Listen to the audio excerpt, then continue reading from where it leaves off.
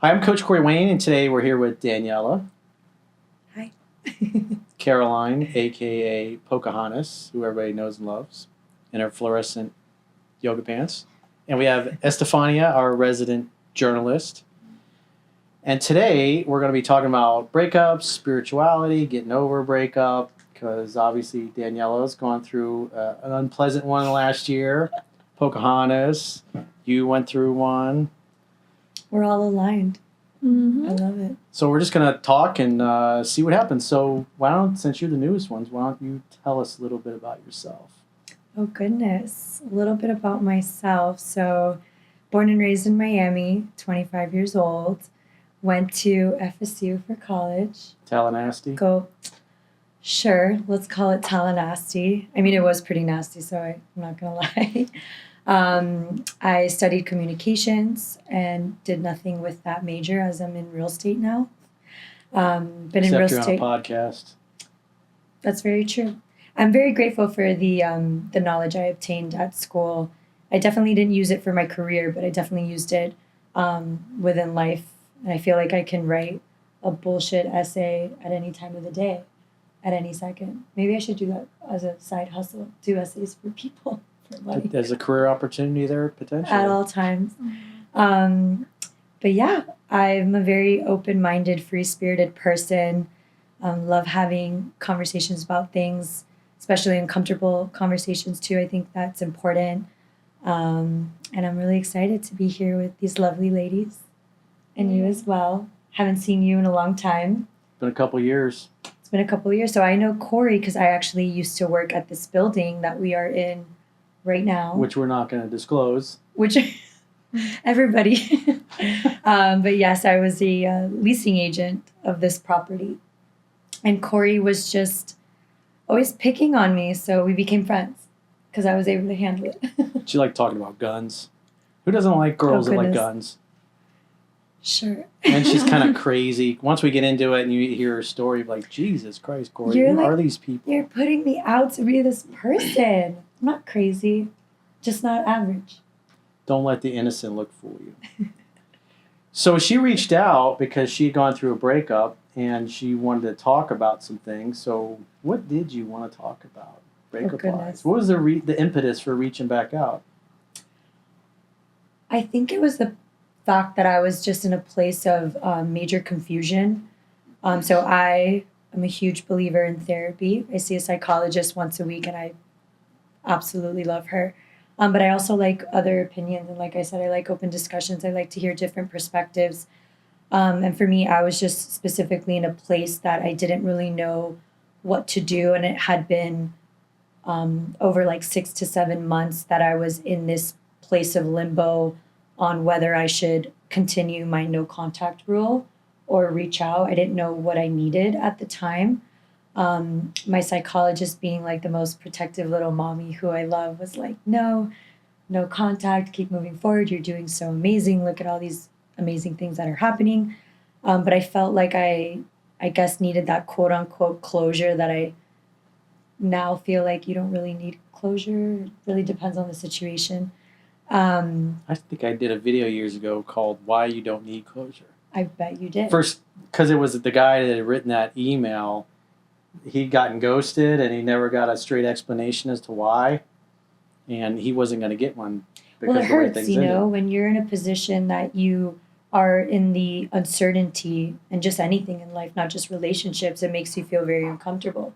So I like the past 2 years with this pandemic in this space of uncertainty, it's made a lot of people kind of, go crazy, go nuts, feel very uncomfortable. So I reached out to you because I really wanted like a different voice, and I wanted to express my story, tell you everything that happened, and just hear it from like a coach perspective rather than a psychological perspective and like obviously of my own.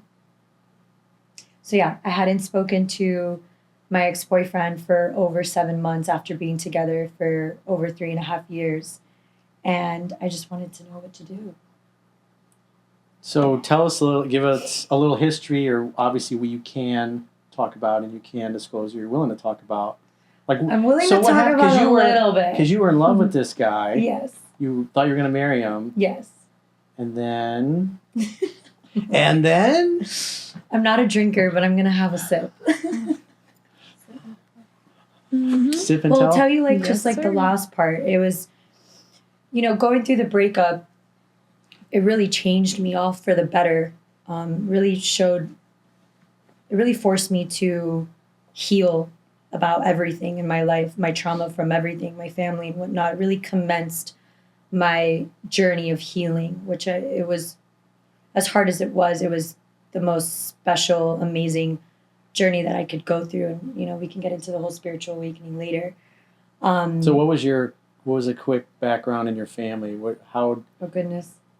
Tell us a little bit You're just about your asking family. all the hardcore questions already. Everyone's going to know everything about me. I'm just going to be an open book. Well, people appreciate that because they look at you and they go, "Oh yeah, she's beautiful. Life is easy for her." And then when people find out what's Whoever really thinks that, you are so wrong, let me tell you. whatever's going on, and then when they get to know who you are, they're like, "Damn, I thought I had problems." So Yeah. people like that when you share things story. that aren't pretty, that aren't nice. I agree So with tell that. us about your family background. Oh, Lord. Okay, so something that I do want to say, it's really special that, like, I am now very comfortable with speaking about my story because I've healed. Love that for Amen me. to that. I have exorcised the Yeah. demons. I've been in contact with them. I actually had margaritas with my own demons in a very intense meditation during Lionsgate Portal, which was August 8th at 8 o'clock. That's a whole other situation. Okay. Anyway, back to We'll my get into family. that So, later. I mean, no, I'm very open about this. I think it's important because me growing up in Miami, my whole life I was really judged by others. I was very bullied as a kid, believe it or not. Even when you're like the popular pretty girl, whatever, in high school, I was heavily bullied and talked about in such a negative light when, like you said, a lot of people thought that I had it all and that I was popular and, whatever. I was going clubbing at 16, did all these cool things, but no one other than my very close friends knew what was really going on at home. My home life was very, very traumatic, I want to say. I come from somewhat of a broken home. Unfortunately, my parents divorced when I was 1, and the very first time I ever saw them hug was when I graduated college. Amazing. 20-something years later. But my father still is, and was, I guess, whatever, the same, very, very abusive person. That's because he was severely abused as a child. And my family background from my dad's part was very, it's been generational trauma for a very long time. I think it goes all the way back from like my great-great-great-great-grandparents. And I didn't really know a lot about my father's family because he hid it. He never told me and my half-brother anything. He also hid a lot of things from my mother too. And I kind of picked up the pieces as I grew up and as I got older to figure out all these things. But he was very mentally, verbally, physically, emotionally abusive and also financially abusive. He has his own mental problems too. So everyone from my dad's part of the family, including my half-brother, unfortunately, they all suffer from mental disorders and mental illness. Mental health is the most important thing in the world, I think. And especially when you struggle, you need help, you need treatment. I'm very big on therapy and treatment and not doing this life alone. I think that's one of the most beautiful things about this life is you can do anything that you want, but you don't have to do it alone. So a lot of things that were happening at home, I really built up a guard, this major facade, and I started doing pretty shitty things at a very young age. I was in so much pain all the time that hurting people was kind of like a nature of mine. And I also was in a phase, I remember in high school, that I really just wanted to feel numb all the time. My dad's abuse between my mom and I it really created a constraint between my mom and I, even though my mom wasn't the abusive one. My mom is my forever love. I'm obviously alive because of her and we have a great relationship, but it just broke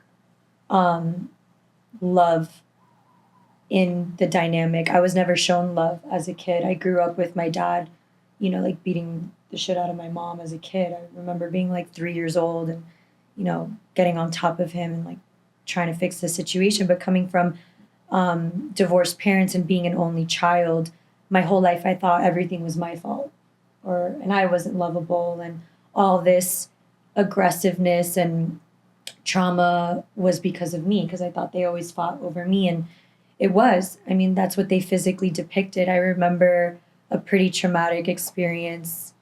I don't remember how old I was. I probably was like 6. And my parents like would physically fight over me. Like my mom would be grabbing my right arm and my dad would be grabbing my left arm. So as a child at the time, you think that's all your fault, right? But yeah, so my dad was very verbally abusive towards us too, just calling us every name in the book since I was like 10. And from hearing that, you believe it. You start to believe it. And I think that's why I really moved towards escapism. So I definitely did a lot of partying as a kid. And at the time, people were like, oh, she's just like the cool girl or whatever. It was like, no, the truth is I was running away from home. I didn't want to come home. There was a point where I couldn't see my mom for a long time from the damage that my dad had done. So I had to live with my dad at one point, and that was rock bottom for sure. Numbing to a whole area. And I also wasn't financially helped. So I had to be on my own. I had to grow up fast, and definitely got myself into, selling stuff. Sold fake IDs in high school, which I don't know if I should be ashamed of or extremely proud of, because we killed it. That was a fun time in life. I mean, no, I'm lying. It wasn't fun. I lived life in fear every single day. I was held at gunpoint at one time. Real trap craziness. But I had to make money. We're like, who is this girl, Corey? Where did you find her? Is this the street person you brought in? Yeah, I'm from the streets. When the streets call, she belongs in the streets. You answer. No, I don't belong in the streets. I just come from the streets. Now I'm a healing, loving little gangster fairy. But yeah, so no, it's just my parents never gave me money. So my mom, they're both immigrants. My mom never really made a lot of money. She, we went through a lot. We got evicted a whole bunch. She was a single mother, and love her to death. I would do anything for her. And then my dad was that, deadbeat dad that never wanted to pay child support, even though he made money. And he just really implemented the ideology of like, if you need something or you need to make your own money, like you got to do it on your own. And even though I'm like 14, 15 at the time, where you still need help, you still need someone to feed you and take care of you and whatnot. And I didn't have that, unfortunately. So that's why the streets called. And you answered the call. I had to. How was I going to survive? I would ask my dad for $2.50 so I could buy pizza, and he was like, "No, figure it out." So what are you going to do? That's why I really understand. Can't figure it out. Figure it out. Exactly. That was like, I remember that was very like triggering for me. That sentence, the "go figure it out," because I'm like 15 and I don't know better, and I'm like, how am I supposed to figure this out? So how'd you come up with the idea? Oh, I'm going to sell some fake IDs. That'll be great. What a great business. The streets call me. So it's a funny story, actually. So all my friends have always been older than me. And I was a freshman at the time, I think, or maybe a sophomore. All my friends were seniors. And this girl who we don't talk anymore, but I will forever we have love for each other. She's actually a school teacher now, which is dope. She teaches like second graders or something like that. She's like, yo, like everyone knows you. You talk to so many people and you're like really smart. I was in the IB program in high school. She's like, would you like to join this sketchy venture? And I'm like, what do you got for me? Like, let's talk. And long story short, she had a connect of this guy from like Canada who had the machine. I don't even know what it's called. He like stole it from the DMV. I didn't really know. But it was like a business. It was set up to the T. I never even met the head guy. I never even spoke to him. It was all compartmentalized? It was completely a business. Like, I felt like I was in the show Breaking Bad. Like, it was just, And I was so fucked up at the time that I was so unhealed. I loved the thrill, which was not healthy, obviously. But yeah, when she gave me the opportunity and she's like, Daniela, like you can make a lot of money. Like it's your own business. You charge how much you want, blah, blah, blah. And that really taught me entrepreneurship because Capitalism. yeah. And I did an amazing job. I'm not gonna lie. It was really scary and it was really batshit crazy. But where I built my business was at the time I loved going to like festivals, Ultra, and like all these musical things because I'm a music head. Things have not changed. So I'd always go to these festivals and I would target the kids that would get denied at the door. And I'd be like, hey, my name's Daniela. Sucks that you can't get in. You look like you need a fake ID. And they're like, oh my God, yes, that's my biggest problem, blah, blah, blah, blah. I got a hookup for you. Yeah, I was like, hi, I can help you with that problem. She's a fixer. Yeah, A high school fixer. I was a fixer, yeah. So that's what I did. I went to all these festivals all over the place too, like Orlando, like I did EDC, and then that's what really grew my business. And then when I like really connected with that person, I'd be like, okay, look, I don't know where you're from. You're from Michigan. Get me 20 people who want a fake ID and I'll give you 2 for free. Mm. So Negotiation. Buy 20, get 2 for free. Yeah. So no, well, give me 20 clients, and I'd make stupid amount of profit. And like I gave him incentive. Life is all about commission and incentive. That's where the real money's at, right? So that's like how I kind of juggled the business. And I just started getting clients from all over the country. People were Facebook messaging me from California, from North Carolina. I'm like, oh my God, like it got to a point where it got a little too scary. And I started living a life in fear because I also always had an insane amount of cash on me from these clients. I remember. How much money were you making back then? This was what, junior year? No, I'm like a freshman or Freshman a sophomore. in I'm like in 16. high school. 16 years old. So how much were you making? Hustler. Born hustler. Mm-hmm. I'm such a hustler. You have no idea. I think that's why I'm in real estate now. Enough to put myself through college and buy myself my first car. So multiple six figures? And eat. No, nothing. So when you like rolled up in a that. Bentley, nobody was suspicious. I definitely wasn't rolling up in a Bentley. I got a Mini Cooper. That's so expensive. A Mini Cooper? Yeah, it At was. It was. 16, yeah. It was a convertible Mini Cooper. You too. paid Stick cash? shift. I paid cash. I paid everything with Brand cash. new?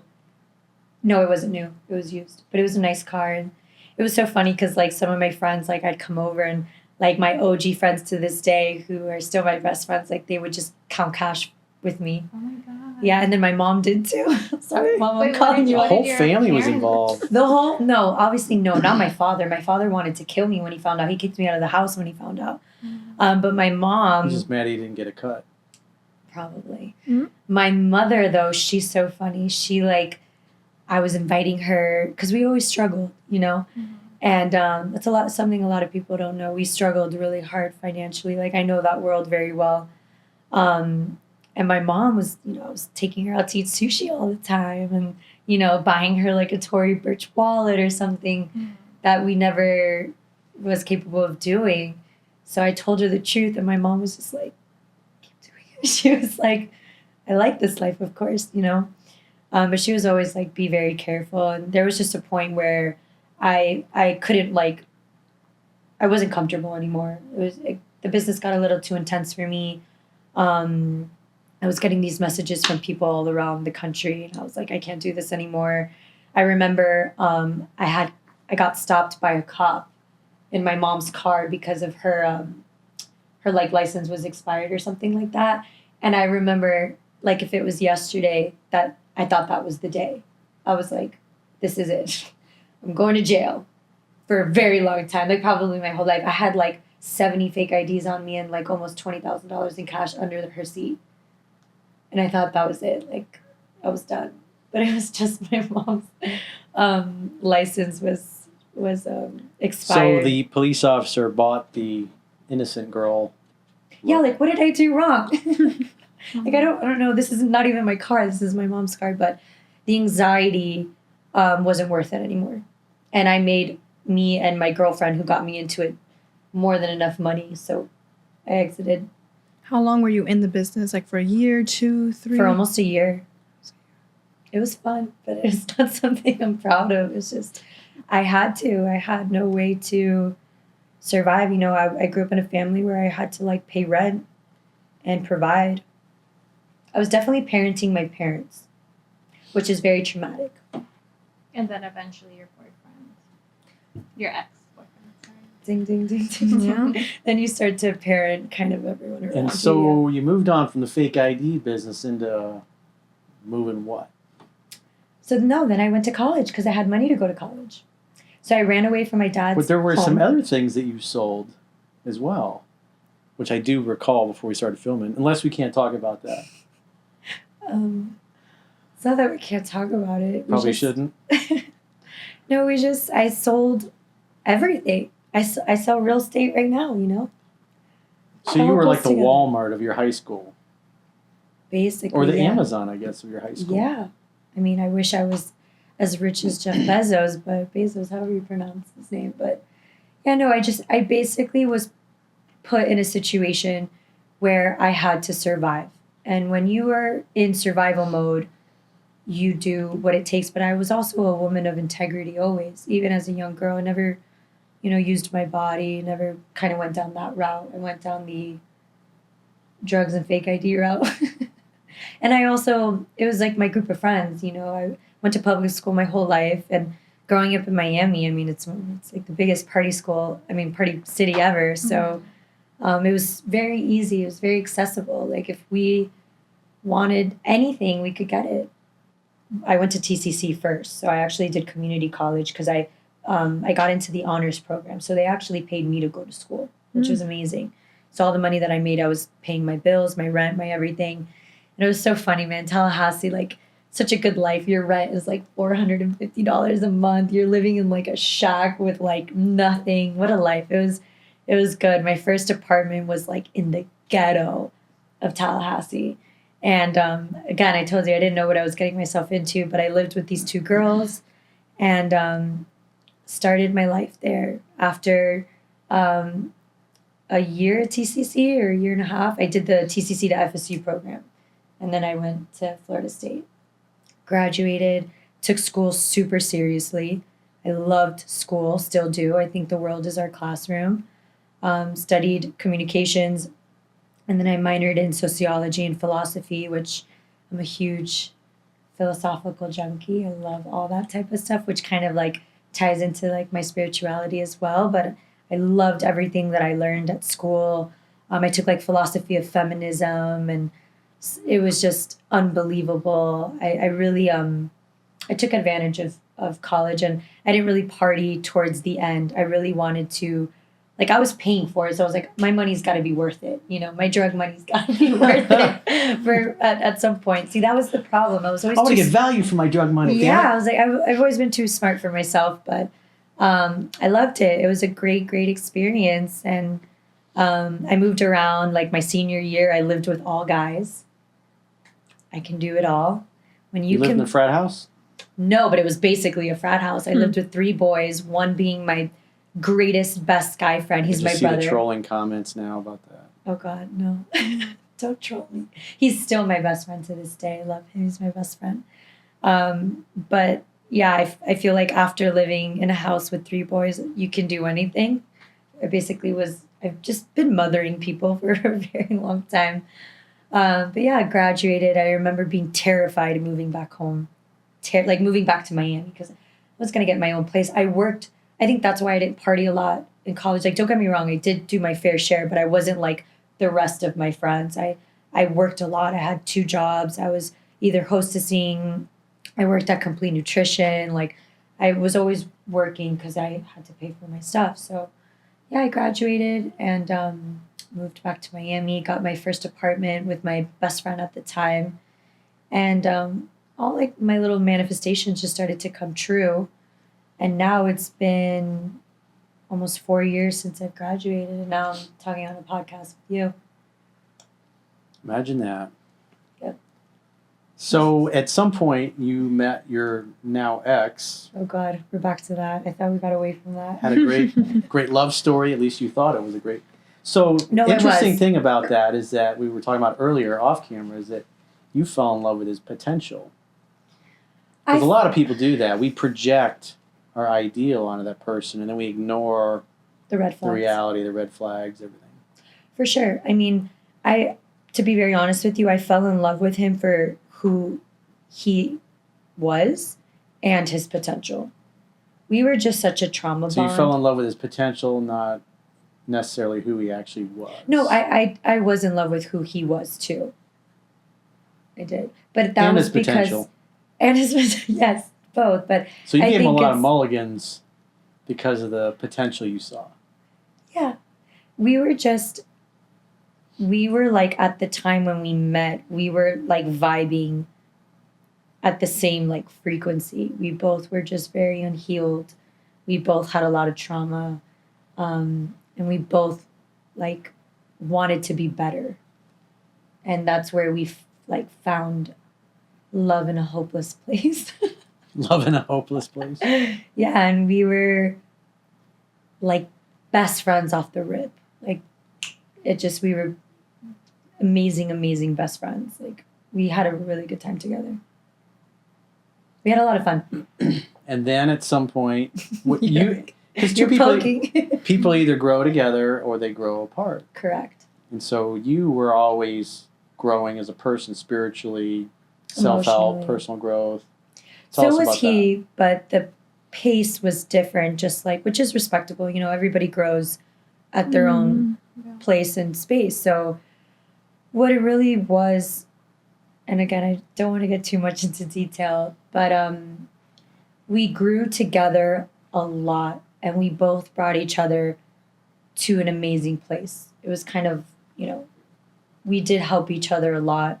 But then it got to a point where we started to grow apart because we were so busy trying to fix each other, if that makes sense. And that's what. So you recognized right away he was a fixer-upper. Oh, 100%. I mean, me being in real estate, I saw a house that needed to be reconstructed and I was ready to fix it up. It's literally what I do for a living, so that's kind of fun. That's what I used to do for a living. Yeah, and me too. You know, I think we loved each other so much that we just wanted the best for each other, and it ended up breaking us apart because of a lot of emotional immaturity, and just not healing individually. See, something that I've learned very important from this relationship is you really have to do the inner work, the shadow work individually, whether you're in a relationship or not.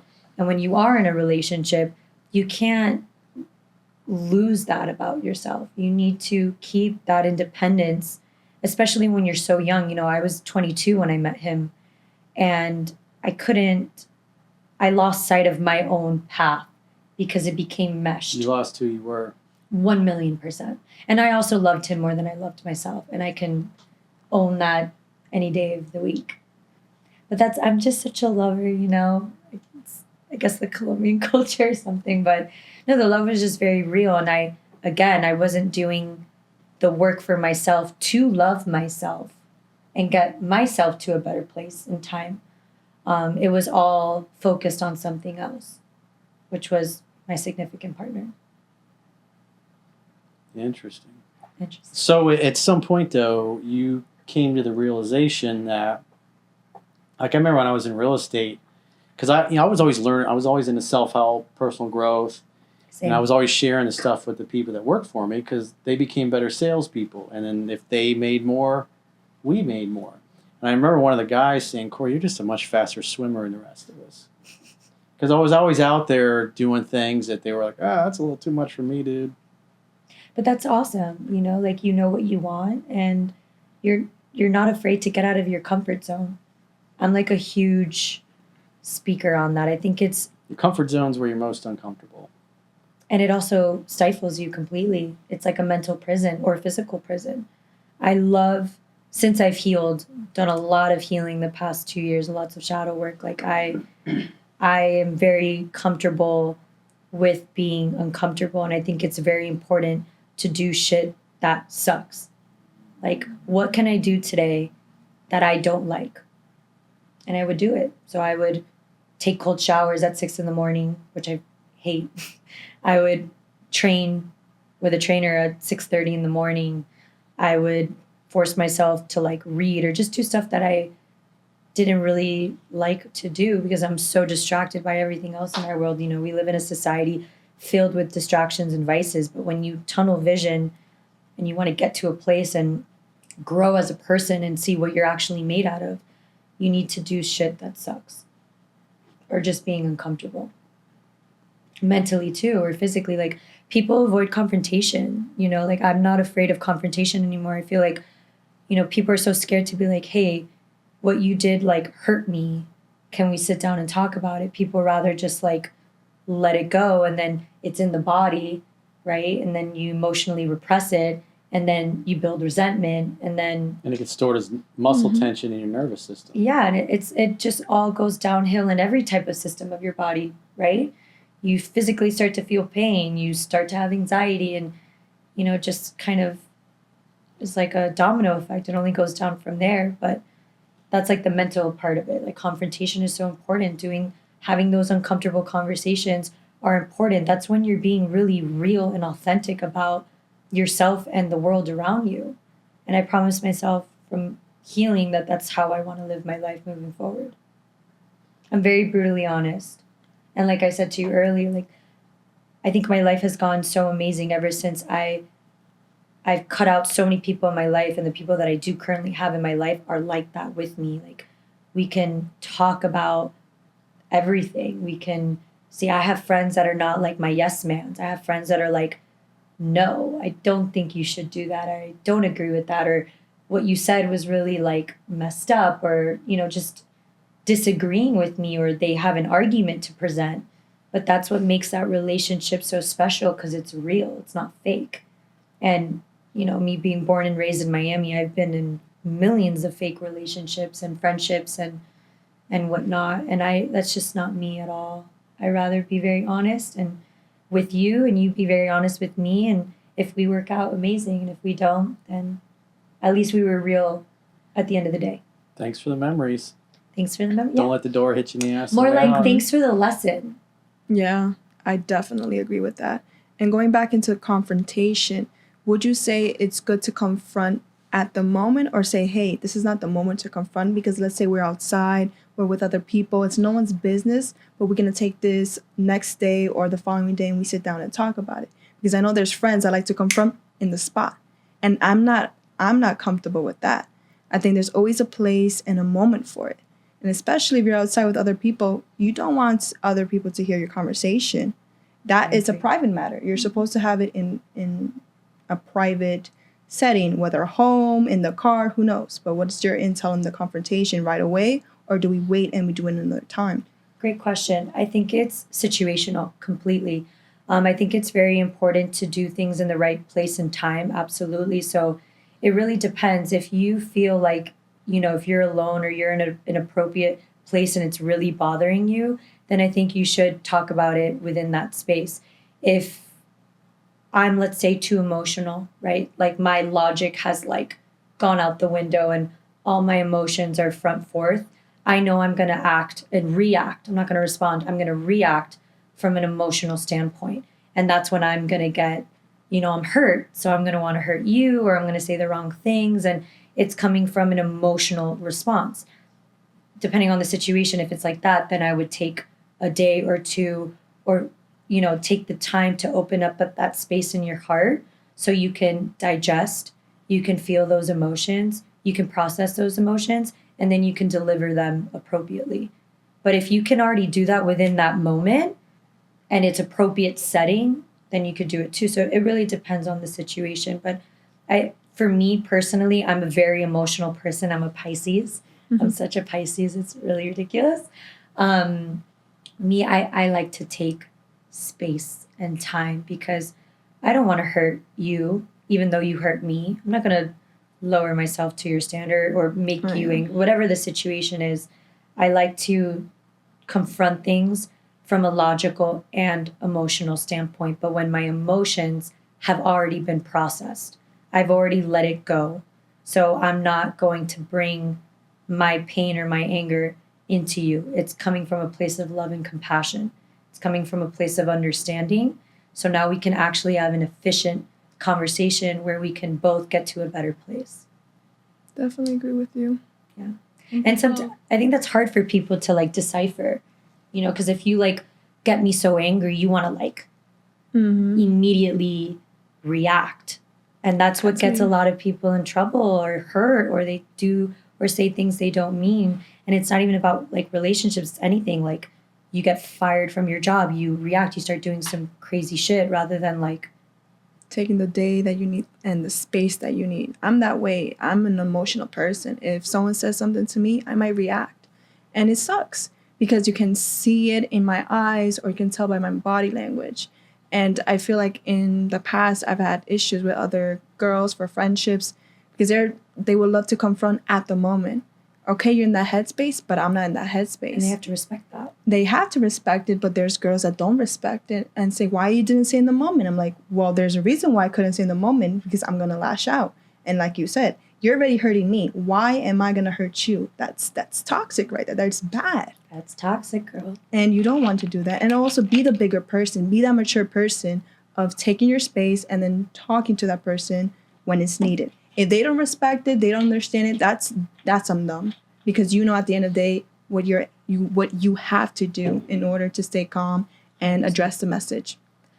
Absolutely. Like I think me, especially after what I went through last year, I think space is beautiful. It's really what brings people back together. And then you can also have a real, like, a conversation that's actually going to go somewhere. If we're both emotional, we're just going back at it. Where are we going? We're just going to go around a circle and just keep hitting a wall eventually. And then you're still upset. I'm still upset. Now we're going to go to sleep upset. And I'm still going to be upset tomorrow. Mm-hmm. That doesn't make any sense. And we might look crazy in the meantime, just yelling at each other in circles. You most likely do look crazy, right?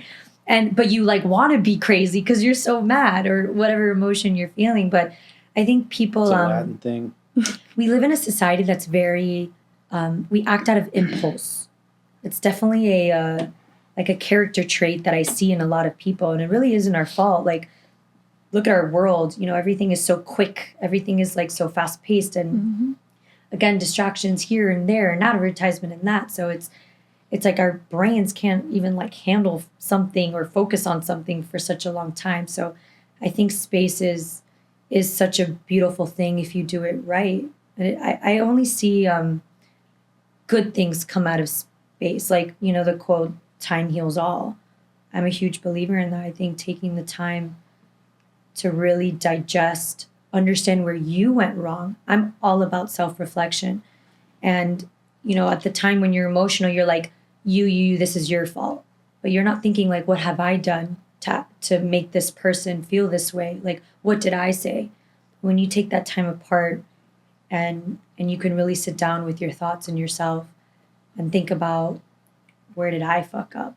Where did I go wrong? Then you're going to have compassion towards the situation. Like I said earlier, you want to approach everything from love and compassion, and space will get you there, in my opinion. What do you think, Corey? Yeah. About space? Well, it depends. Like impulses. It depends. Guns blazing. Go America.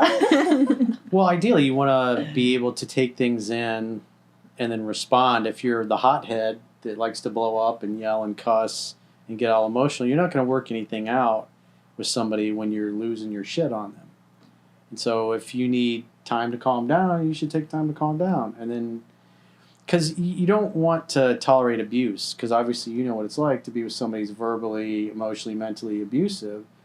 You got to set and enforce healthy boundaries with all people. And if they continually violate them, and I talk about this a lot in videos and emails that I answer, is that you got to set and enforce those healthy boundaries. And if somebody won't calm down and speak to you in a rational way so you can work things out collaboratively, then there's no point in talking, because I'm personally not going to sit around and put up with abuse. And it's like, you calm down, be nice, be kind, let's talk this out. But if you're going to cuss me out or be emotionally irrational and irate, it's like, or disrespectful. I'm out of here. Yeah, I'm out of here. I don't have to put up with that. I'm not. I like that. I love myself enough to like, call me when you calm down and you're ready to talk this out like an adult, because I'm not putting up with this. It's rude. It's condescending. It's not appropriate. I like that approach. It's really like, exactly, it's like a self-love thing. Like, how much respect do I have for myself in order to handle this disrespectful situation? Because no one will ever do or say anything to you that you don't invite them to do. And so to Agreed. sit there and allow the abuse, which you tolerate, you invite more of. And if somebody is just continually violating your boundaries, then you have to walk away. You know, walk away so they can calm down and later recognize after they've had a few hours or a day or so to reflect. They're like, hey, I was an asshole. Or in a girl's case, a girlfriend's case, hey, I'm sorry for being a fucking bitch yesterday. We have those days. We do. Plenty of them. Plenty of those days. Even with our parents, maybe. That's the Yeah. crazy part.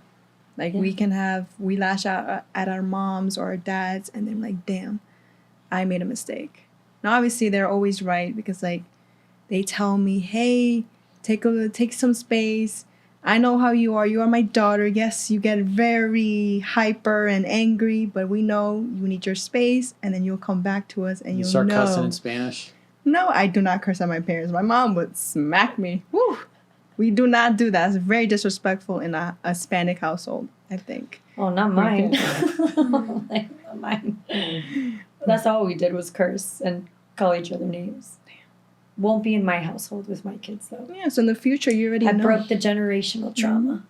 And that's good for you. You know what you want for your kids, how you want to live, the person Absolutely. you want to be with for the rest of your life, your soulmate. Yeah. So you definitely want a different change for your future. 1,000,000%. I really am blessed because I was showed everything on what not to do. And that's a blessing within itself. And I know the universe put me in that position because I was going to handle it. Was it really hard? Did I make a lot of mistakes? Yes. But there's always the light once you go through all the mud. I'm a huge believer in that.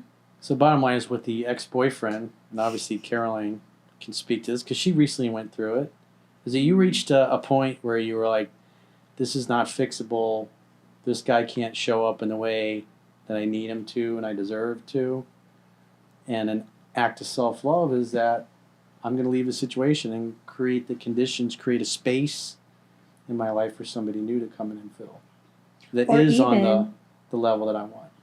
Yes. Or, sorry to interject, like, even open up that space to fill up love for yourself. It doesn't even necessarily have to come from someone else.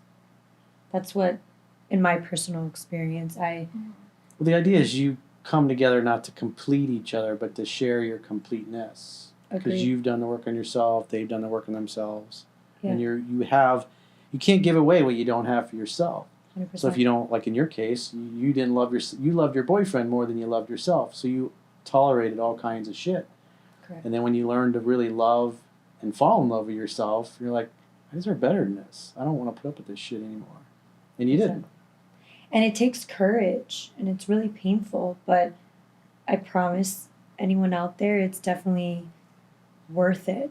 You have to, like, tap back into your own power, and, you know, it's kind of like starting all over again almost. I mean, it depends how long you're in a relationship for, but I lost sight of who I was for a very long time, and when I was able to regain my strength and my power back, my whole life just started to blast off into magic and amazing things because, again, I wasn't focusing on me for a long time. So I definitely recommend anyone that's out there that feels like they're lost in a relationship or they feel like they don't love themselves enough. Like, if you really just choose you and start doing everything for yourself, like, whatever you believe in, whether it's the universe or God, whatever, it literally starts to reward you. Mm-hmm. You're going to start seeing all these synchronicities, all these dreams of yours are going to start coming true because you're doing the work. You're putting in the work.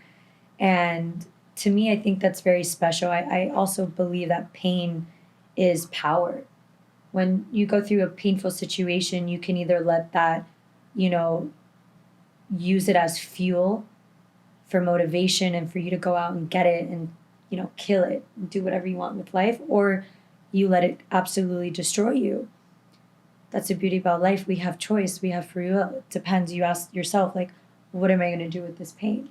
Am I going to let this lift me up and make it jet fuel, or am I going to let it completely crush me and I'm deciding to, not come back from it? Cool. Pain is dope. Pain is cool. You learn a lot of lessons. Pain is life's change agent. It's the way life lets you know that what you're doing is wrong or not optimized, and you need to change something. Or right, too, don't you think? Because, In what way? What do you mean? like, for me, I left someone that I was still madly in love with, but I needed to do it. Because you were in pain. I mean, the But it whole was purpose painful of regardless. yeah, but the purpose of all relationships is you go there to give. You're there to help each other grow, become more, I to hear meet you. each other's needs, and obviously your needs were not getting met. Correct. You're right. I feel like either or, it's all painful. I might not always be right, but I'm never wrong. Well, you're doing great, and you look great, and you look happy. You have this smile, so disregard that relationship. Thank you. You did. It's been a long everything. time. It's been like 7 months now, but it's all love. It's all groovy, baby. And you love it, though. From those 7 months of progress you've done, like, how do you feel? Oh, girl, the past 7 months have been crazy. I mean, like I said, so it's so crazy how some people wait for something tragic to happen for you to, like, wake the fuck up. And this was just my tragedy, I guess. And Hitting the wall, metaphorically. yeah. And it really, like I said earlier, it commenced my healing journey and made me realize how much healing I really needed to do, because I stifled myself for so long. I was like stuck for a long time not doing the work that I knew I could have. I was healing slowly, but it wasn't about me. The focal point To a was full my extent. significant other, not me. So the moment I got my power back and I started living life for myself, as hard as it was, like I said, so many amazing things started happening, and then it commenced my spiritual awakening as well, and all the right people started coming into my life, whether they were new people or rekindled relationships. And all of those people served such a hardcore purpose to get me to a better place, because I don't believe you could do this life alone. You need a shoulder to cry on. Like, you need connection. That's why we're humans with mouths, because we need to talk. We need to communicate. That's one of our 6 human needs is love and connection. Yeah, Mhm. exactly. And I was able to not even heal from the pain of the breakup. It was from my childhood trauma. It was just like the universe just like smacked me across the face and was like, now is the time to heal for everything. So that's why I'm really grateful for the situation. Again, as painful as it was, but I had to go through all this pain and suffering to get to the place that I'm at now. That's why, again, like I was saying, I'm very comfortable with being uncomfortable. I was uncomfortable for so long that I made amends with it. And I also did the work. I mean, I was guided really well by angels of my life. I mean, once the breakup happened, I started to really take care of myself, like really take care of myself for the first time ever. I started to meditate every single day, which meditation has completely changed the dynamic of my life. I meditate every single day. It's the greatest thing ever. I started reading, started journaling. I took my therapy even more intensely because it became all about me, not like the stupid fight that I got into with my ex-boyfriend. I started to enroll myself in like communities. So I got into, a little spiritual community. I'm now in a club called Light Club, which I enrolled a couple of weeks ago, and it's absolutely amazing. I love that family. Started hanging out with people that are successful and motivating and ambitious, and the ones that will talk about you in a room full of opportunities. And I really started focusing on my career. I like, what else was I going to focus on? You know, I really started focusing on my career as I'm very grateful and lucky to have been part of starting a new real estate company and a new brokerage. And I ended up making the most money I've ever made my whole entire life in a place of so much pain and suffering. But that was a part of it. You know, it's again, going back into your power. And I really was able to heal from the self-limiting beliefs, all the pain that was still stuck in the body from childhood, all those repressed emotions, all of it all kind of came to the surface and was like, you're going to heal now. Like, whether you like it or not, it's time to heal from all these things. And that's why people don't heal. That's the problem. What you resist persists, and what you look at disappears. Yeah, well, people resist feeling uncomfortable and feeling the pain, right? So that's why it's like people don't self-reflect. People don't like acknowledge like, oh, this is what I did wrong, or this is how I hurt this person. People are just like, nope, moving forward, suppress. Let's go get drunk about it. Let's go fuck about it. I don't, people do all this crazy stuff to not think about what's hurting them, right? People, it's escapism. It's the avoidant way of looking at life, and that's the majority of people. That's why people blow up on a random Tuesday over a red light. That's why people are miserable, because they're not feeling and embracing their pain. And once you reach that level of strength that you're comfortable with this pain and you embrace it and you feel it and you get it, you observe it. Emotions aren't us. Just because I'm sad right now, for example, I'm just saying, doesn't mean I'm a sad person. Just because I'm angry at this moment doesn't mean I'm like an angry human being. We aren't our thoughts and we aren't our emotions.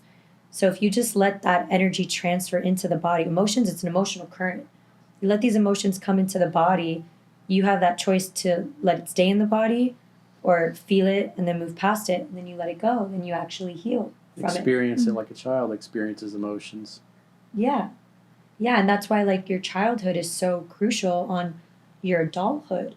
Like I remember being a young little girl in the modeling world, how like the cattiness and the competition, I'll never forget. I was at a casting and this girl stuck her tongue at me. Like, when people stick their tongues out? Yeah. And she was like, I'm better than you. And I remember that affected me. Did you punch her in the face? No, Corey, I didn't punch her in the face. Kick her in the shin? I cried. And I was so like, I remember that was such a pivotal moment in my life because it made me realize like friendships are like, girls can be so mean, and then Yeah, y'all are pretty nasty. It like had this belief of like, I'm a target. Ruthless. Yeah, like I'm a target, or like girls don't like, because I didn't even know this girl. This girl just came up to me in a casting, stuck her tongue at me and was like, I'm better than you. And I was like, crushed, but that's what I'm saying. Like all these things that you go through as a child, it really surfaces in your adult life. The trauma that you went through with your parents, maybe that's going to be your parenting skills. And then you just become like your mother or your father if you don't process them. And if you don't process them appropriately. See, a lot of people, that's another factor into it. That's why healing is so hard. No one does it. Processing them is not, smoking yourself to death, not drinking yourself every single day. It's a lot deeper than that. And a lot of my healing came from meditations, getting to a place where it's not only discipline, but meditation for me is a tool because you remove everything from the external world. It's a time and place where you have no stimuli around you. You're plugged up. You can't hear anything. You can't feel anything. You can't smell anything. It's just you and yourself. And it's a place where you can unlayer your onion. You unlayer who you are, what you do, how old you are, whether you're a woman or female, all these identities about you. And you actually come close to the core of who you are and what you do and what you're about. And it's knowing yourself. But one of my favorite things from Socrates is know thyself. That's like my next tattoo. Know thy Seoton. Know thyself. And when people do that and you know yourself, you actually can find like compassion on your actions. And that's like on the road to enlightenment. Like, oh, no wonder I did this because of this is what happened. Now I get to link these things on why I am the way I am. And then you can heal in that way. That's processing it. I mean, for me personally, in the most appropriate way. And a lot of fucked up memories came upon in my meditations, and there was a lot of meditations that I woke up sobbing, crying, but I always felt so amazing after. I felt light. I felt like I was able to get that negative energy and let it go.